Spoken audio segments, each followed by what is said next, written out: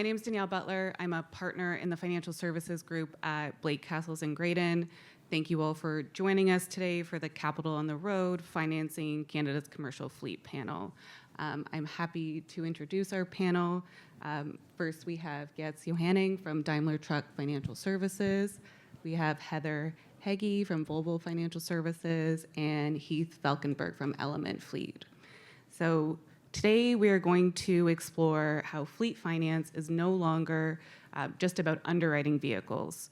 It's about balancing data-driven decision-making combined with deep relationships-based business. We're going to look at it across different fleet models, and we're going to discuss how to keep capital deployed in a tough economic cycle. So let's just jump right into it. When we were preparing for this panel, we discussed how the impact of data and telematics on fleet financing. Heather, can you take us through what the data is changing decisions and what is just noise and how that's impacting your business? Yeah, for sure. And hello, everyone. Just to be clear, I'm going to be talking about software on wheels is actually very pertinent. Just many more wheels. When it comes to heavy trucks and medium-duty trucks and construction equipment is what I deal with. I would say that I couldn't agree more with the keynote. It's pretty incredible, the information that we can get. And as a former collector, having gone through the chairs at a captive, yes, it's great to be able to ping a truck and get it over to a bailiff, but it's way more in-depth than that right now. I'm going to give a couple examples, particularly when it comes to telematics now. My colleague here to my right may dispute this, but we do have the most advanced truck in the world. And we shouldn't talk about it because we've had to go through a lot of discussions with OGC and compliance to be next to each other. But the fact of the matter is, it's incredibly interesting, and it not only adds value to our customers and dealers, but also our relevance with the OEM. Recently, and obviously there's been, and I was talking to a former colleague over coffee that, trucking is a primary indicator of what's going on in all of your worlds, right? When it comes to freight and what's happening with freight rates. And, everything we're touching right now has probably been on a truck. But what's interesting is that we can build business cases now with the intelligence that we're getting from telematics. So it's not just about the volume of data, but it's also about the context and layering that in with our customer profiles. So the example I want to give is one of our fleets, a trusted and dear customer. Like a lot of customers right now, they're going through difficult times, but that's just a foundation for what's going on in the industry. But we're able to build business cases, and I think it was well articulated in the keynote, just about looking ahead, right? Predictive analytics, and we're a very traditional type of industry where we're always looking behind, but that's not going to dictate how we make decisions in the future. So we're able to build business cases knowing the fuel consumption and the benefits of the new truck. And it's not just based off of marketing materials, it's based off actual data. We can build cost savings into these balance sheets that are sometimes impaired, but really look ahead and be able to create not only tangible outcomes for the customer, but also for us and the OEM. Great, thank you, Heather. And Heath, maybe you can tell us a little bit, in the same question, but when we're talking about light vehicles, is there a difference in how you're seeing data and technology being used? Yeah, absolutely, and morning, everyone.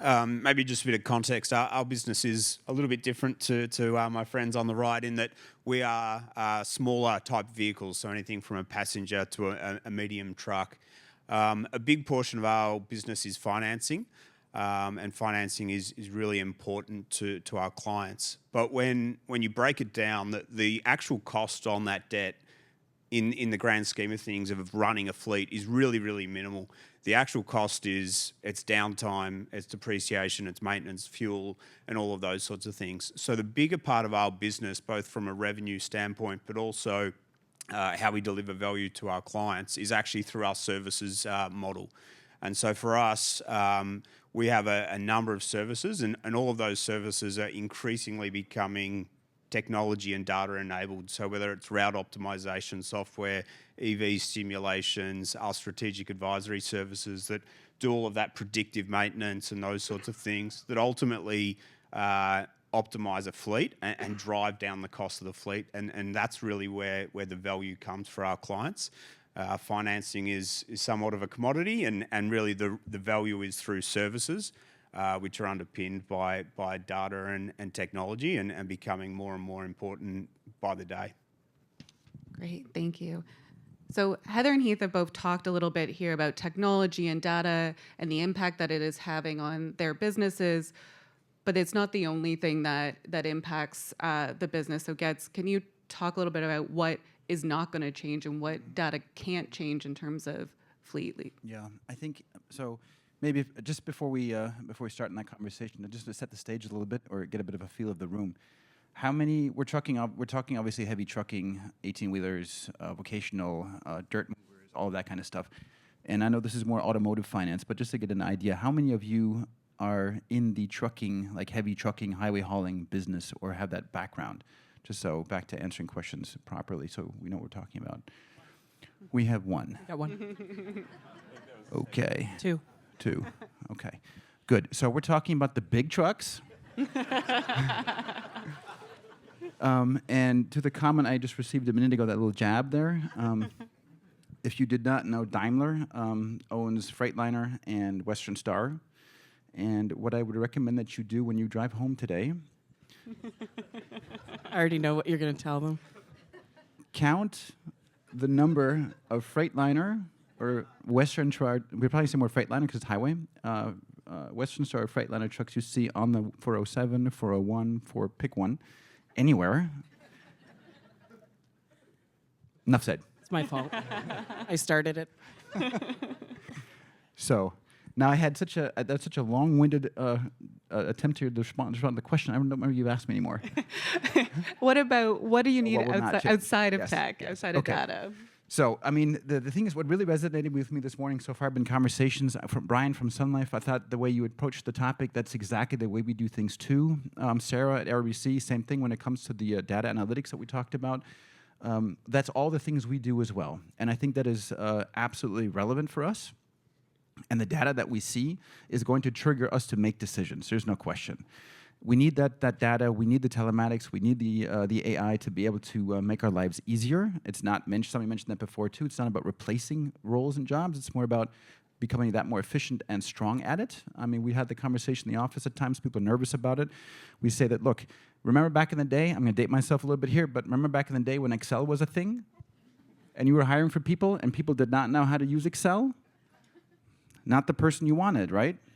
So AI is kind of similar for us right now. You want to have that skill set, you want to be able to use it, but it's not meant to be a replacement for people. You're supposed to make things easier because we have so many mundane tasks and so much time-consuming things that we have to handle, be it pushing titles around, be it the credit decision process, what have you. All of that needs to be done. So the work and that has to be done. Car side, it's the same thing. Now, on the trucking side, it's extremely relationship-driven. And we had a lot of conversations earlier about how the 4 C's or the 5 C's of credit apply. And that is one thing that is, I think, for us, will not change because you want to make sure that as you go through the data, you get a feel for, okay, wait a second, there's an inconsistency here. You could have the best tech in the world, but the human still needs to make a call on, this doesn't feel right. How do you AI emotions? How do you AI something that something doesn't reconcile? That doesn't work. So I think that component will not end. You still have to get in our world at least, you get in front of the customer, you have a sit down and you talk about the conversation. Sometimes customers are in a predicament when we come back to collections activities we've both done that in the past. Sometimes people, it could be because of their ego. We had that comment earlier. It could be because of the fact that they're just afraid to admit something's not going well, out of fear, whatever that might be. The sit-down conversation with this individual to convince them, look, I understand this is not good right now. The more you hide it from me, the worse it's going to get.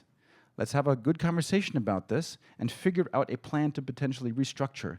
Automation and AI won't do that. Those conversations still need to be had. So I think, to answer your question, those things will not change.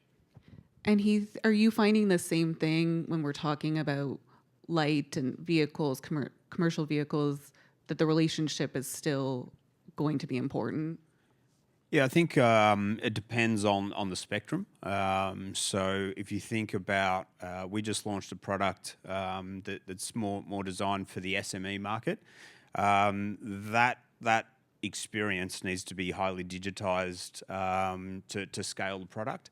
But certainly at the bigger end of clients, I do think relationships are really, really important, but it's just one leg of the stool. If you have great relationships, but poor tech, poor client experience, poor everything else, that relationship won't last. So it's important, but so are all of the other things that I mentioned. If I may just, and Heath in our preparatory discussions as well, was talking about services being such an incredibly important part of our business. And I would say that even though ours, Getz and I, are very relationship based, I think the services element is becoming more and more important. And that's actually our value proposition. Particularly to the customers, the dealers, but also the OEM. And I'll keep repeating that because I know my place as a captive. But the fact of the matter is you need the right people, because I'm finding now the systems need to be there. We need to have intuitive processes, but it's now more about the exception versus just that standard processing. So it's a balance on the mindset and the talent that we also have handling our portfolios. I mean, same for us, 100% the same thing. We, coming from the OEM side, captive side, I mean, keep in mind, you guys know it from the car side, the OEMs, the captives, the financing. We don't do anything else other than finance trucks, in our case, right? Or in your case, mostly cars. So we don't have the luxury to diversify our portfolio by saying we're going to go look at mortgages now, or we're going to be financing boats, or we're going to be looking at opening up, helping a business start up a business, something. We don't do that. So we are in it. And the other component that we also usually don't have the benefit of is we do not have any banking license with depository money or something like that. So our cost of funds is not as advantageous as a bank may have. So we have to excel at the services side. I know I'm putting a bit of an advertisement there for captive financing now, but the services piece for us that's where it's going to go to for sure. Great, thank you. And so we are in a bit more of a volatile economic market now. Heather, what do lenders often misread when we're thinking about maybe small or mid-size fleet operators in these tougher economic cycles, and how can that change our credit decisions that are being made today? And I think it was mentioned in the first panel this morning just about the fact that there's also opportunity. And this is where I invite all of you to step out of the market right now for anyone working in financial services or the bank, because this is, to Getz's point, when we really do what we're supposed to be doing by supporting our customer base, but restructuring and structuring deals so that we can get them bought during a difficult time, because this economic cycle has been going on, debatable, but 3 years now, particularly in trucking. When it comes to smaller or medium-sized fleets, and I think I'm trying to not use negative language, particularly with my teams back at the office, is maybe an unbalanced performance. I think that we don't get scared away by that. And again, perhaps it's because that's all we do, but there's always underlying reasons for that. And I'm going to go back to something that I said earlier. I do believe that financial services puts too much weight on indexing what's happened in the past versus a heavier index on what's going to happen in the future. So again, it goes back to those conversations, gets mentioned, not running away from the captive, explaining where you are, because this is the ideal time, not necessarily to grow or have a rapid expansion, but if we can get these customers through these difficult times, they are going to be loyal forever. So it's a matter of having that right mindset, taking on some additional risk. It's also being prepared on the back end, and I think there's a panel about remarketing a little bit later on today, and not being scared of getting those assets back and getting them back in the market. It's in trucking right now, used trucks are selling because our products are so expensive and there's so much uncertainty. So it's balancing the entire ecosystem and understanding where it's good calculated risk. I don't know how you guys look at it. I don't want the trucks back.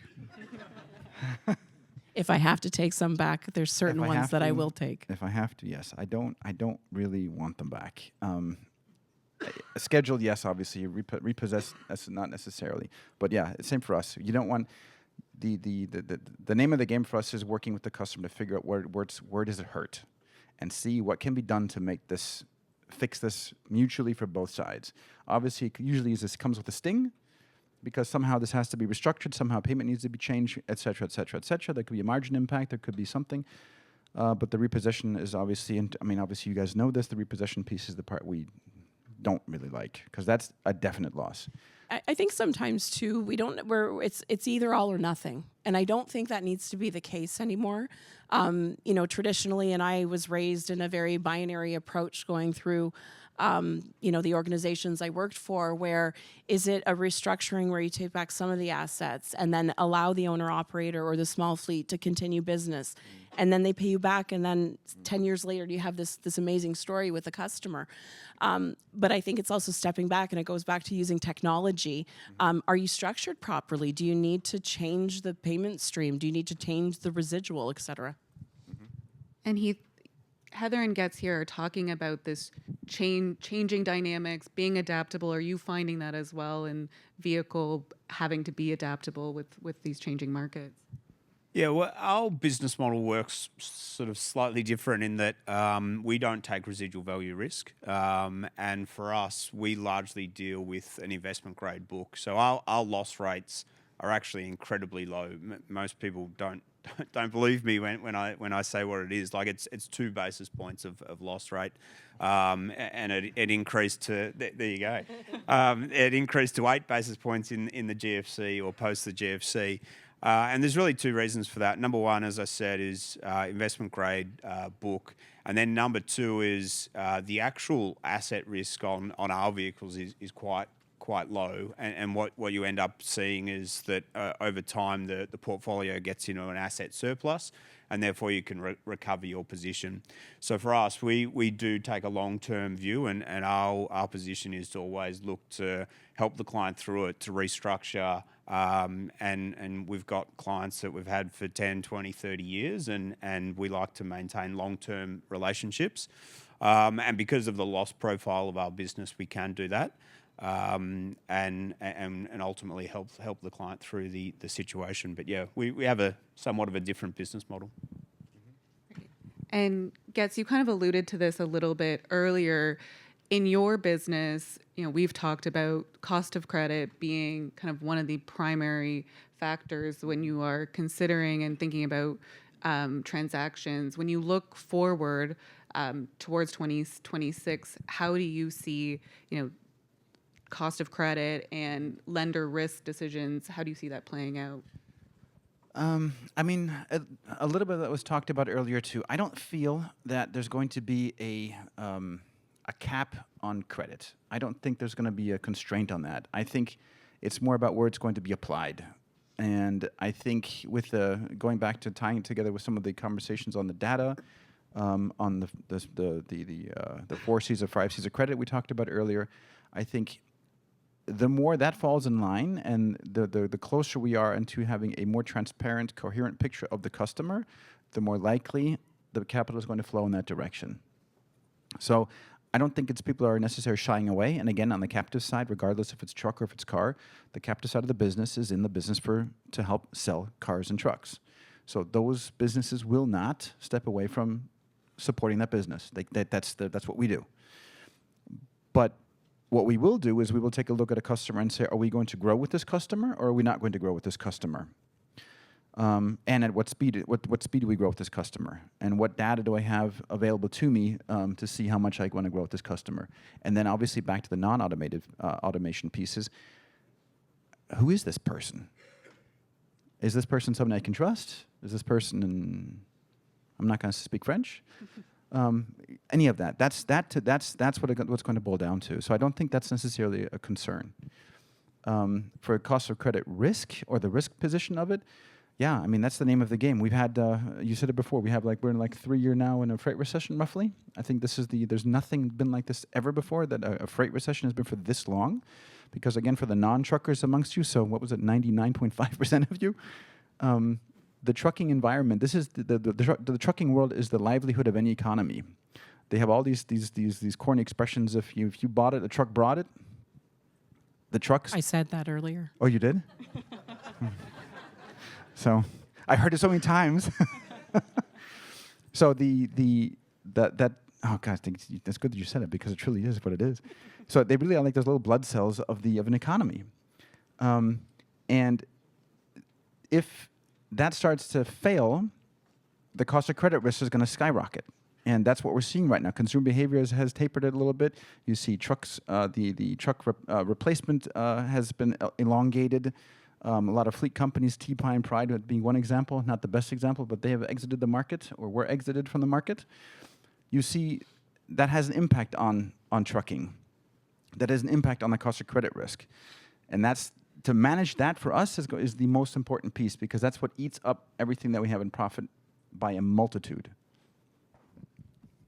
Right. And Heath, you've also alluded to earlier in this presentation that for you and your business, the main factor is not cost of credit in the same way. It's not what you're focused on. Can you maybe elaborate a little bit more for the audience here today about what is your focus? What are your primary drivers when you look forward to 2026? Yeah, for us, it sort of depends on the client really for us. So as I touched on before, we've launched a new product, Element Fleet Essentials, which is tailored at that small to medium enterprise sort of level. For that, financing and all of these things and cost of debt will be really, really important, and financing will be important for those clients to grow and scale. And as I touched on before, sort of simplicity, speed, auto credit adjudication, all of those sorts of things will be critical. On the other end of the spectrum, we actually work with a number of clients where we don't even finance them. So they're big investment grade credits. They've got heaps of cash. They don't know what to do with the cash. They fund their own vehicles, but they partner really with us on the service side of things to optimize the servicing. So for us, financing services, it really does depend on the different business units. And for us, I think a strong economy and a growing economy is good for everyone. But our business, luckily, is pretty resilient, and we've seen that. If you just need to go back to, we had a pandemic, we had a supply chain issue, we had really low interest rates, we had really high interest rates, we had inflation, all of these sorts of things, and our business has been able to sort of survive and thrive really through all of those things. But more importantly, being able to sort of keep innovating and providing for the clients. So I don't know. I keep hoping that each year will be a year where it's just sort of plain vanilla and things tick along with no issues, and that actually never happens. But yeah, I think whatever 2026 throws at us, I do think we're well placed. But yeah, I think financing, risk, technology, data will be a cornerstone of the go forward. Yeah, I don't know if we're in for a vanilla year this year, but we'll see. Heather, maybe we've got a couple of minutes left. Your thoughts for 2026 as you look forward to your business. Getz has talked about cost of credit. Any other kind of issues that you're thinking about when you look forward to I wouldn't say there's necessarily any more issues that we haven't already discussed. And of course, cost of credit risk and keeping our customers in trucks and construction equipment is the most important thing. I do find, though, at these times where there's lower volumes of business coming in, it's the perfect time to make change and innovate. Make sure the business is being taken care of, but this is also when we're developing new products such as insurance, waiver, even the examples that were given in the keynote about pay as you go. This is all possible with the technology that we have in our trucks and our construction equipment. So since there is that lull and that consumer uncertainty, particularly with everything going on geopolitically, not only in the economy specifically, it's really important that we're making the use of this time to be prepared for when things pick up, because it's a cyclical business. It's going to change. Even if we haven't felt all of these things at the same time, it's a lot, but we've experienced them at different points in time. It's predictable. It will change, so we need to be ready for it. Great. Well, I want to thank our panel for joining us here today. I hope you all got some great information. I think what we should take away from this is that tech in and of itself is not going to fully change the business. The relationships, the adaptability, the growth is all still going to be a part of it. And tech is really just there to facilitate those relationships, help with risk management, and really create more resilient portfolios. So thanks everyone for your time. Thank you. Thanks for you. having us.